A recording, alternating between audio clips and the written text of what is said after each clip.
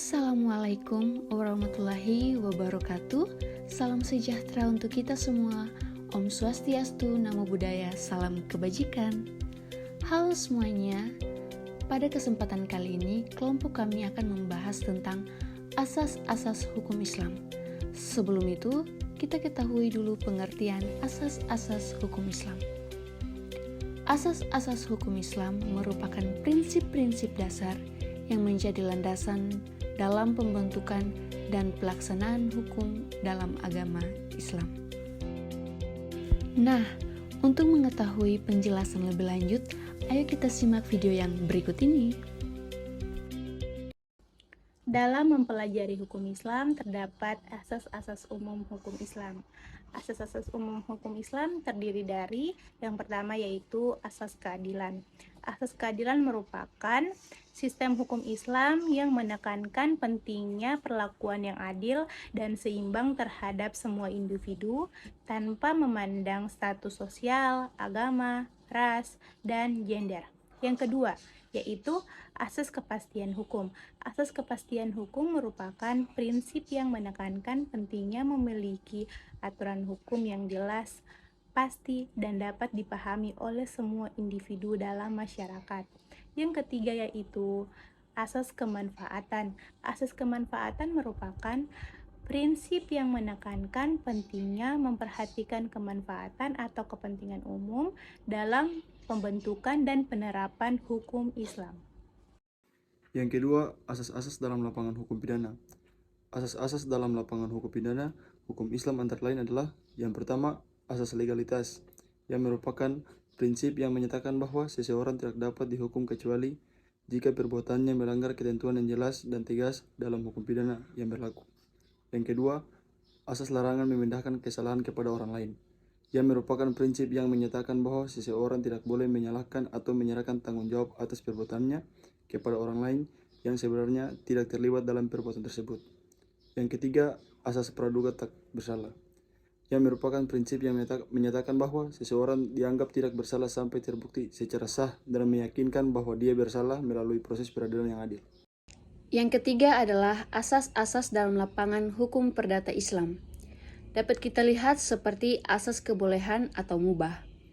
Asas ini menunjukkan pada dasarnya segala bentuk hubungan perdata boleh dilakukan kecuali kalau telah ditentukan dalam Al-Quran dan As-Sunnah. Kemudian ada juga asas kemaslahatan hidup. Asas kemaslahatan hidup merupakan segala sesuatu yang mendatangkan kebaikan, berguna, berfaedah bagi kehidupan. Ada juga asas kebebasan dan kesukarelaan yang menunjukkan bahwa setiap hubungan perdata harus dilakukan secara bebas dan sukarela. Kemudian ada asas menolak mudarat. Asas menolak mudarat mengandung makna bahwa harus dihindari segala bentuk hubungan perdata yang mendatangkan kerugian dan mengembangkan yang bermanfaat bagi diri sendiri dan masyarakat. Ada juga asas adil dan berimbang.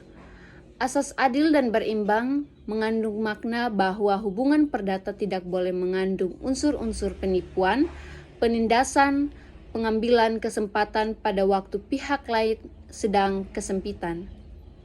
Ada juga asas mendahulukan kewajiban dari hak. Asas mendahulukan kewajiban dari hak mengandung arti bahwa dalam pelaksanaan hubungan perdata, para pihak harus mengutamakan penuaian kewajibannya lebih dahulu dari menuntut hak.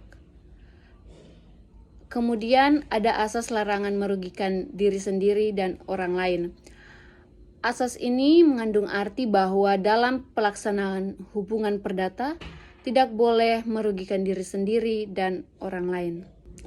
Kemudian ada juga asas kemampuan berbuat dan bertindak, yaitu mereka yang mampu memikul kewajiban dan hak, sehat rohani dan jasmaninya. Selanjutnya, kebebasan berusaha. Pada prinsipnya, setiap orang bebas berusaha untuk menghasilkan sesuatu yang baik bagi dirinya sendiri dan keluarganya. Kemudian, asas mendapatkan hak karena usaha dan jasa.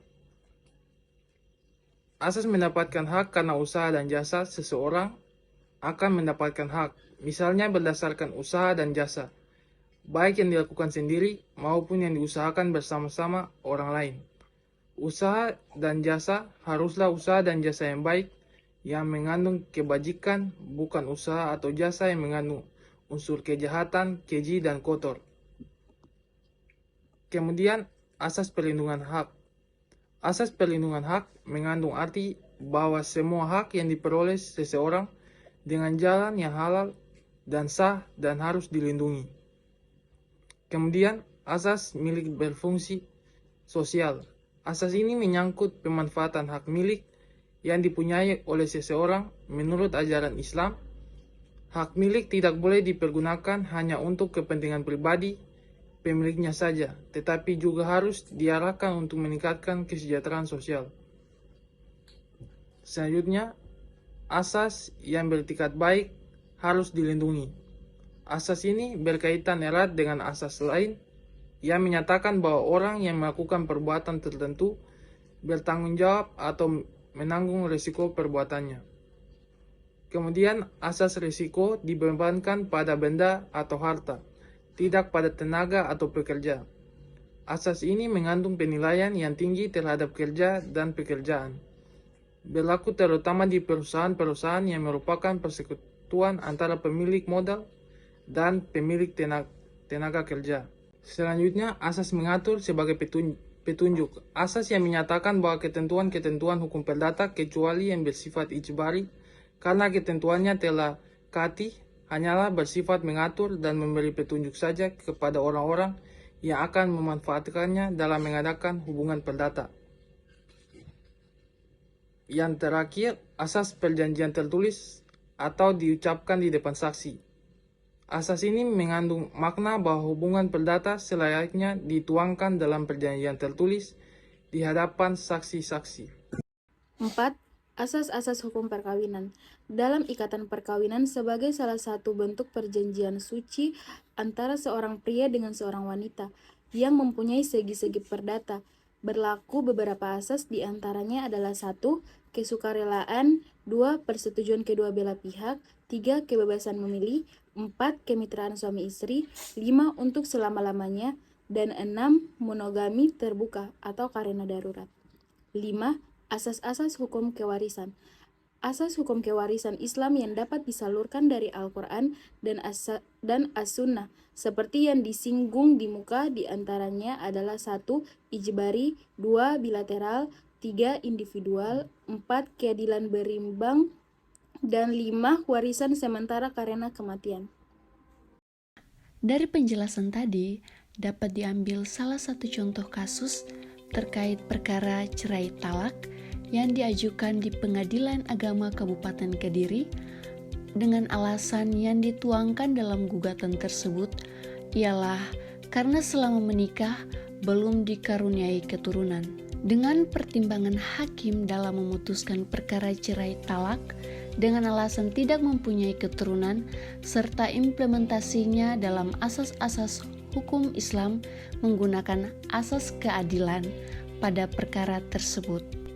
Digunakannya asas keadilan pada kasus cerai talak dengan alasan tidak mempunyai keturunan sudah adil secara prosedural karena sudah memenuhi syarat formil dan material. Demikian penjelasan yang dapat kami sampaikan. Jika ada kekurangan dan salah kata, kami mohon maaf. Sekian dan terima kasih.